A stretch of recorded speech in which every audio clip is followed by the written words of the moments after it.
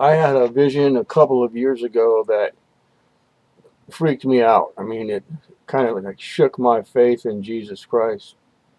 It shook my faith in God, period, as far as what I saw in this vision. So I spent like a year researching it to figure out what it was, or how did it fit into my faith in God. And I saw it right over there on the wall, right over there. It was like a picture, but it was a moving picture of like this big metal, and I saw these five aliens quite far away, and there was a wall in between us, like a plaster wall with it was cracked and kind of old, maybe 3.5, 4 feet tall, and there was just this big partition between the meadow where they were and the meadow where I was. I saw this on the wall. Okay, I was awake. So as I'm watching it, I'm wondering what the heck, how come I'm seeing gray aliens? Because that's what they look like to me. Gray aliens are like 4 feet tall. They got real skinny arms. They're asexual, big eyes, big head. And there was like five of them in some kind of a structure, like a tent or some storage unit. I couldn't tell if it was alive or not, or what was in it, or even if it could fly. I had no idea. It wasn't a saucer. And they were milling around like they were looking for a contact lens or something on the ground. They weren't alone though. They were surrounded by a whole clan of humans. Only the humans were super primitive. They moved around more like an animal, like an ape, but they weren't. They looked like men. They were just really rugged and barbaric, passive. They weren't violent. And these aliens, what they actually did was they selected one of them, and they were escorting him toward me. Only there was a gate between me and them, or an opening in this wall that was a distance away from me, so they weren't really escorting him to me. They escorted him right past me. He realized I was in some sort of vision, so by intuition, I knew what they were doing and where they were going. It's not like I had to turn my head around because the panoramic view followed me. I just stopped seeing things on the wall, and I could sense what was going on behind me. They actually escorted him to, okay, the Garden of Eden, and they I couldn't see what was happening, but God was there. The Creator was there, whoever the Creator is. And through intuition, they were observing as the Creator breathed into Adam the breath of life. That's what blew me away, because I'd always believed, or the traditional story is that Adam was made from dust, and the Quran says he was made from clay, I think. So I always just visualized, this little modeling clay thing, and you make a man, and then you do like mouth-to-mouth resuscitation and breathe into him, and then he becomes alive. So it freaked me out because, number one, they were aliens. They weren't like beautiful angels with big wings.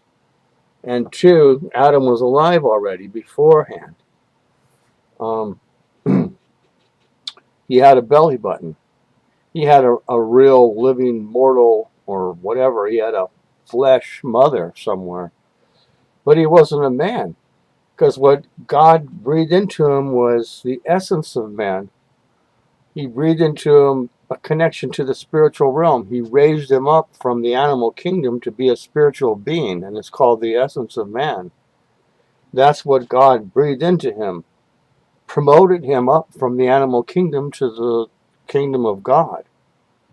And that didn't all that didn't come to me by intuition when I first saw it all, but from researching lore and midrashic literature and the Book of Enoch and the Book of Jubilees and several others, that they all have little pieces of the puzzle, and they just fit, man. They just snap into place. Some of the things that they say, they don't fit, and they're hogwash. But some of the pieces, man, they just slam right in perfect. So I kind of hang on to that I call it validation, at least as far as a hypothesis of what it was I was looking at. And what's more bizarre is the aliens, okay? The gray aliens were actually not gray aliens. They were actually, I'm not coining the phrase. It actually comes from the Roswell interviews in 1947 with an alien whose by name is Errol, A-I-R-L, who communicated telepathically with an army nurse there for like a long time, like 24 days or something. And she conveyed to her a lot of information. I have that video on my channel called 1947 Roswell Interview. It's you find it out there in piecemeal chapters all over the place. So I combined all the chapters together into one video. It's like 4.5 hours long. But those were not aliens. They were ISBs. They were human, like us, only they were from the spiritual realm, kind of like Adam's cousin or something. They're related, same race, maybe a different species, because they weren't mortal. They were immortal. They weren't supposed to come here. They came down here. Even Errol admits that their number one temptation was to have sex with the humans race down here, which is what they did. And they did it. The first one to do it was Lilith, who is also a piece of lore, but she was actually bequeathed to Adam to be his wife, and she rejected Adam. So these aliens, I call them ISBs, they're really not alien, but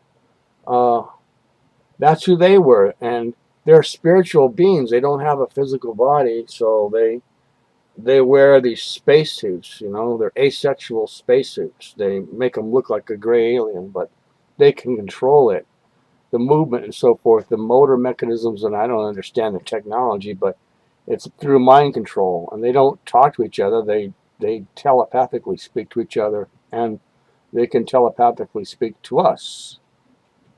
So they were there to observe what was happening and recognizing that God had promoted man to the kingdom of God, and they were not happy about that. They were embarrassed. They had regret. They had remorse. All these feelings because of what was happening, because they had tapped into man prior to Adam becoming Adam, from Lilith, who was the first one, to all this other band who came down with them from the spiritual realm, wherever they come from.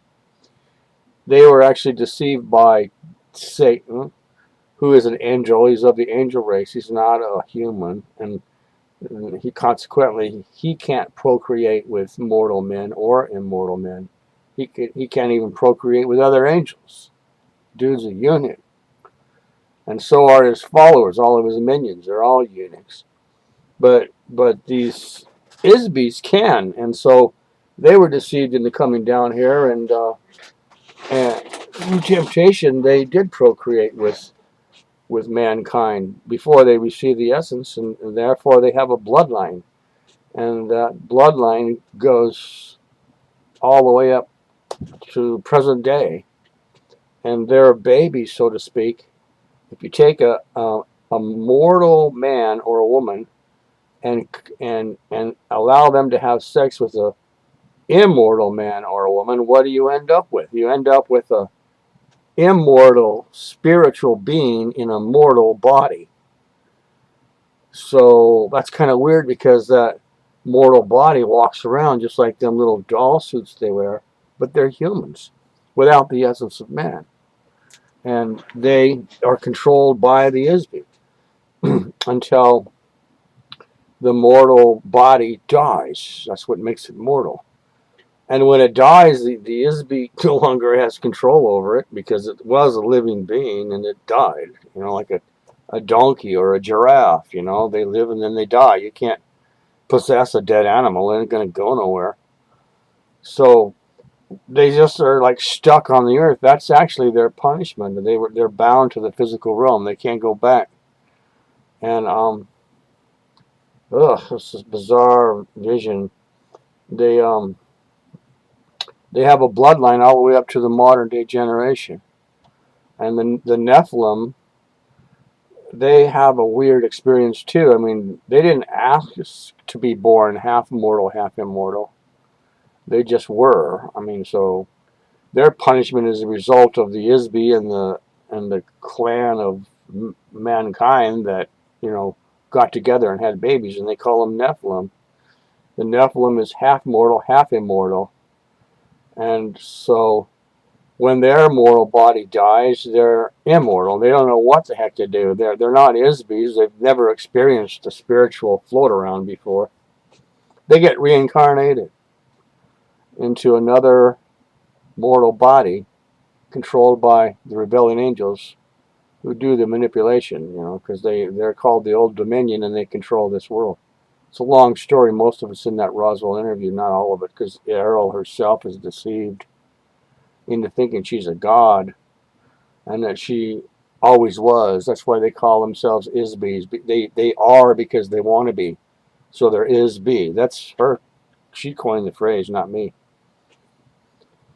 So this thing about reptilians and all that, shoot, I don't know. They're either Nephilim or they're Isbys that have managed to create their own doll suit, or they've preserved dinosaurs. I have no idea, but they're stuck in the physical realm.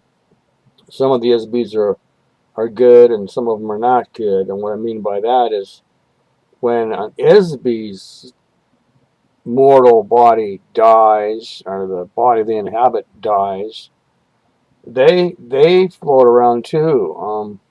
But again, the rebellion angels from the Dominion capture them and put them in a new body. Thus the bloodline, because they use it over and over and over again. That's why I say, like, I don't want to use names, but leaders in our world could actually be literally an Isby, or they could literally be a Nephilim, and they could literally not even know it, because the Old Dominion folks, or rebellion angels, also do a memory erase on them. When they go into a new body, it's a memory erase, man, and they don't remember who they are. They grow up again from a baby. But their consequences in life, their destiny is managed by the Old Dominion.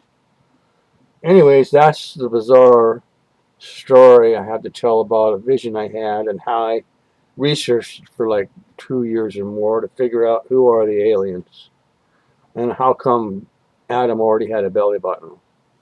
And I've made this video before, but it never comes out the same way twice. Hopefully it came out with some sort of distinct conclusion that provides you with some clarity about what the heck it is I'm trying to say. And if it makes some sense, share the video. If it doesn't make sense, put a like on it anyways.